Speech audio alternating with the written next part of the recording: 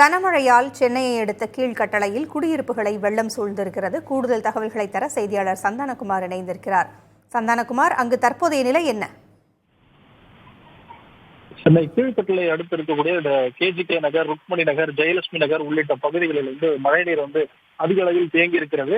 குறிப்பாக இந்த ஜெயலட்சுமி நகர் பகுதியிலிருந்து இந்த வெள்ள நீர் வெளியேறுவதற்கான வழித்தடம் முறையாக இல்லாத காரணத்தினால் கீழ்கட்டளை சாலையிலும் இந்த மழைநீரானது தேங்கி நிற்கக்கூடிய நிலைதான் தற்போது நீடித்தது. இதனால் இந்த கீழ்கட்டளை சாலையில் போக்குவரத்து நெரிசல் கடுமையாக ஏற்பட்டிருக்கிறது.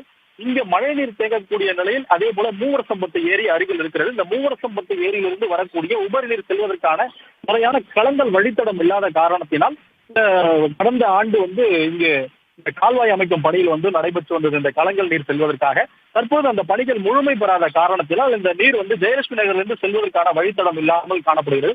இதன் காரணமாக இந்த மழை நீர் ஒரு ஆறை போல பெருக்கெடுத்து ஓடக்கூடிய நிலைதான் நம்மால் பார்க்க முடிகிறது. இதில் சிறுவர்கள் விளையாடி கொண்டிருக்கிறது. போக்குவரத்து முழுவதுமாக செல்ல முடியாத நிலை ஏற்பட்டிருக்கிறது. அதே போல இடுப்பளவு தண்ணீரில் நடந்து வரக்கூடிய நிலையும் காணப்படுகிறது.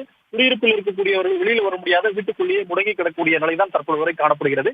இந்த கீழ்கட்டளை பகுதி முழுவதுமே தாம்பரம் மாநகராட்சி கட்டுப்பாட்டில் வருகிறது. இந்த பணிகள் முழுமையாக விரைந்து முடிக்கப்படும் என்பது இந்த பகுதி மக்களின் கோரிக்கையாக இருக்கிறது. தகவல்களை வழங்கியமைக்கு நன்றி சாந்தகுமார்.